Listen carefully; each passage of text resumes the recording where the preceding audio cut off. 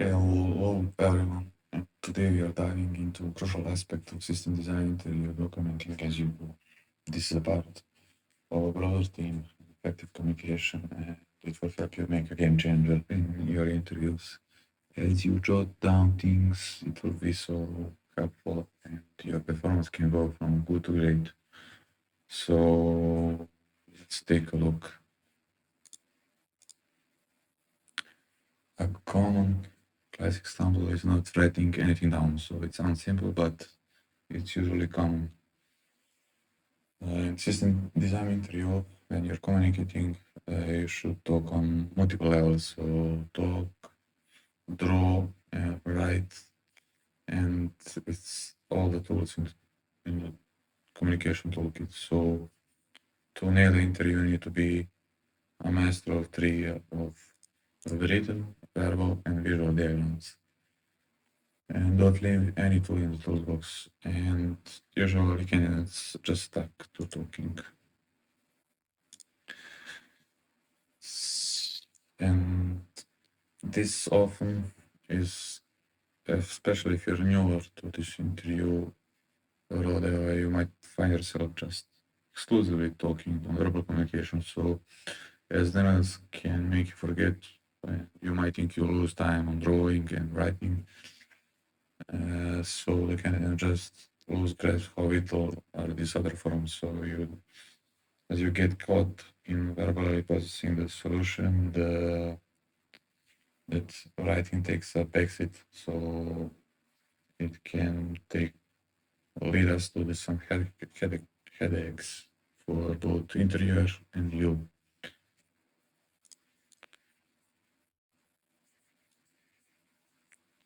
So let's say when you want to talk, as you have pure verbal description, this is a classic scenario, just you navigate through complex waters of system design using only their voice. So it's a bumpy ride. Let's say you have high-level data and customer gives you some data ranges, locations, and there is a question to visit New York City and these dates and check what rooms are available.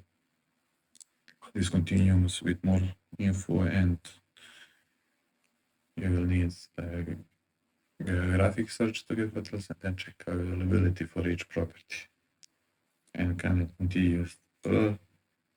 So speaks about lists, availabilities, which property is available on given days, and then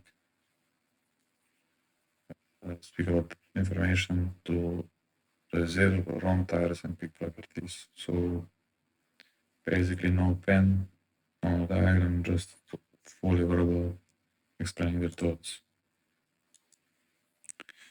And then questions came. What is the schema for the availability of the system and how we go from all rooms to the subset of rooms? So as the verbal continues, it feels a bit lost. So imagine you being an interviewer and it's like we need to dig into specific subsystems to know, and we are building the entire system in the air, so it's just words alone, so it's a bit too much, and the candidate feels a bit lost, but kind of trying still to track all the rooms and think about reserving by type, tracking the number of available rooms per day. But he doesn't have anything to refer back and see, as he relies solely on memory. It's like verbal design, so it's confusion, and this causes different problems, like you don't write things down. It's like you should recall the system and just purely describe. So memory needs to be like phenomenal to remember everything. It makes interpreting design design nightmares as the system design is iterative process that should be effectively changed upon the questions in your head, and it's like trying to edit ghost. And also, if there is some kind of flaw and you want to identify the issues, you need to pinpoint. So every single piece of it is your work memory, so it's like error prone. So let's think about other ways with documentation. Let's speak about flipping the script, documenting. So documenting is like not creating a perfect polished document, it's about thinking visually and textually during the organization. So we should revisit the same scenario, but with power of the pencil, and this would help to be improved later. So candidate would write like intention to the document. I want to walk through the basic flow and identify service databases, and it will be like a visual reference what's happening. As you document step by step,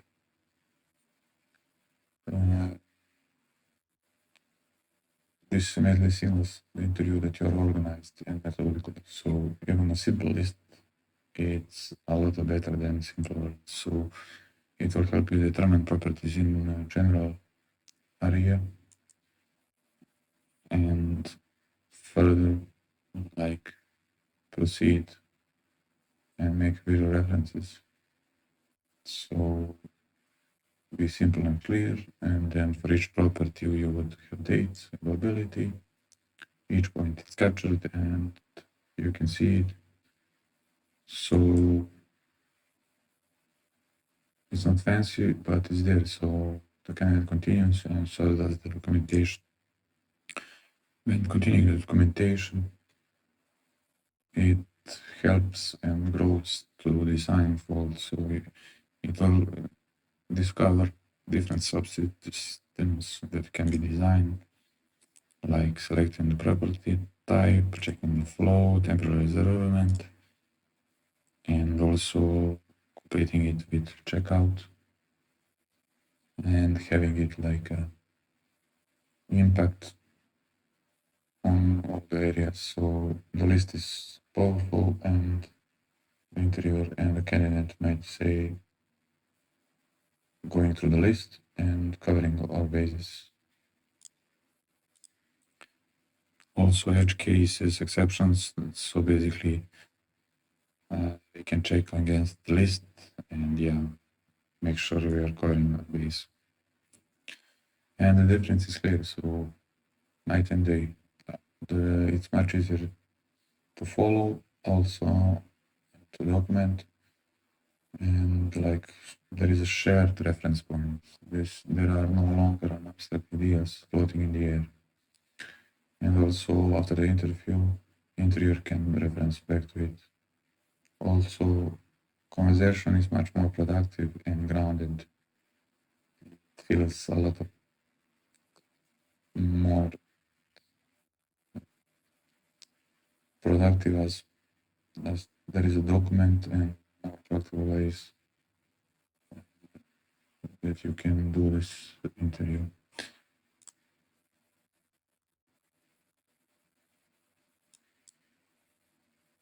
As it creates the reference point, you can go back to it, and there are different things you can do, but you should be effective and have concrete benefits. So you can have like diagrams, lists, bullet lists, tables, sketches, and it help to be like insightful and feel like the best way to communicate your ideas for the specific part of discussion. So it's much easier to follow and have other concrete benefits. And benefits of the documentation is it's easier to iterate, and you can visually design and pinpoint modify it, rethink, so it frees up your brain capacity. So you're not struggling to hold every detail in memory. And it focuses your mental energy on the real problem other than like remembering everything. Your diagram serves like a reminder of your work, so it's like it helps you to name and write the notes. So as you free your brain capacity, instead of focusing, you will use your energy to solve the real problem. And diagrams and lists are like extension. Also, more capacity gives you more creativity, so you have more time to handle tricky edge cases and impress the interviewer with your solution being insightful, and you can be more agile and responsive. And as you compare, you can see that the choice is clear. So when you have documentation, it's easier to follow, have shared understanding, your brain is freed up for higher level thinking, and the choice is clear to use it with documentation. As you're only verbal, it's hard to follow, details are forgotten, no reference point. Your brain is overloaded and it's a real cell. So, what to document? You should document key things like main service, database caches, message queues, show their connection, then illustrate data flows step by step, sketch out data models if it's needed, database schemas, and stuff that is important. Also, if you're choosing different technologies, there is a place to have like a brief note on your reasoning and show your thought as a process. So, also, when you left the room, your interviewer will likely like see your diagrams and also have a concrete reference to have data to write your like detail and hopefully positive feedback on your performance, as he can clearly recall your solution and your thought process. Also, thinking systematically and problem solving skills, it's written down.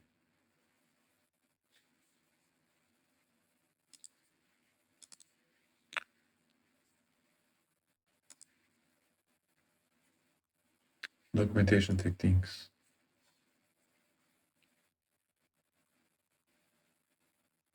So, few techniques to make documenting feel natural is when you're unsure to use like listing key components or flow steps, and then like gradually add visuals maybe and elaborate or discuss, and then later you can say things like sketch out main services or jot down the requirements, and you can update and evolve as you modify and cross out things, so it shows you're thinking iteratively. So to point out your diagrams to specific paths and reinforce their value.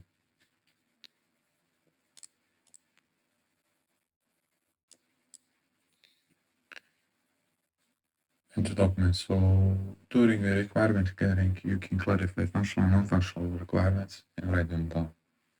And you can know right away you are on the same page with your interviewer.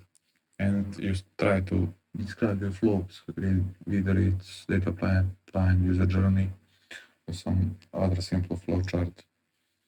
And then you continue designing the architecture, sketching out components, how they interact. When making technical decision, you will make pros and cons.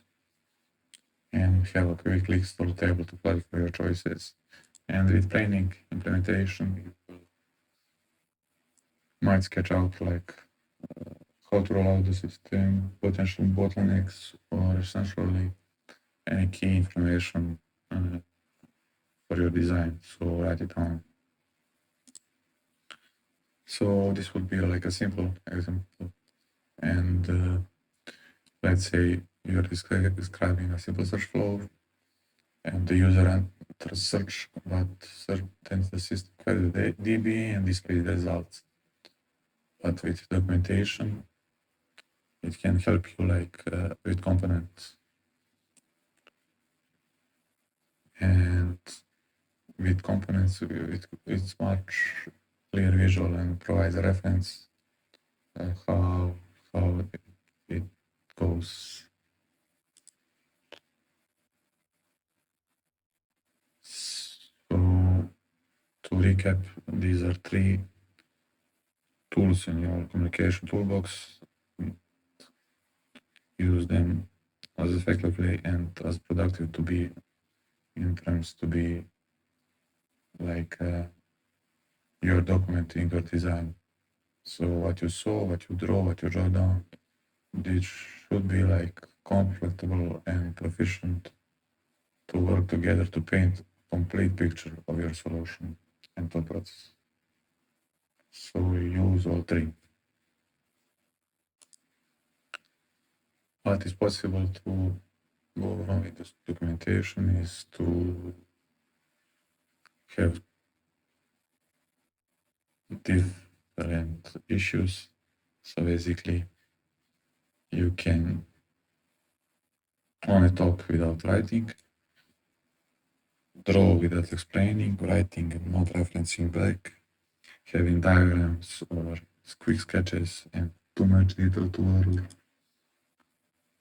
So basically, you need to start simple and have a few basic lists and add more gradually. Also, when you're doing something, you should narrate your actions, like adding cache because of this and that. Also, define specific labels so you know what components and flow are there and how to understand them.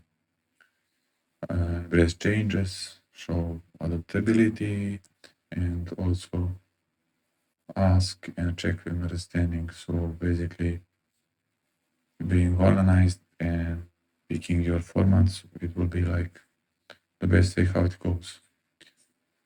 So key takeaways is document is crucial, not optional. Use all 3 toolboxes. It will help you freeze your brain and make sure to keep your energy on problem solving. It will make shared reference points to go back, and it will be much easier to iterate and debug. Also, post-interview will have this as a reference point, and it will help him to make a post-interview feedback. So to remember, communication comes in multiple forms. Make use of written, verbal, and visual communication in every interview. So invest your time in this and you'll see the rewards. Thank you.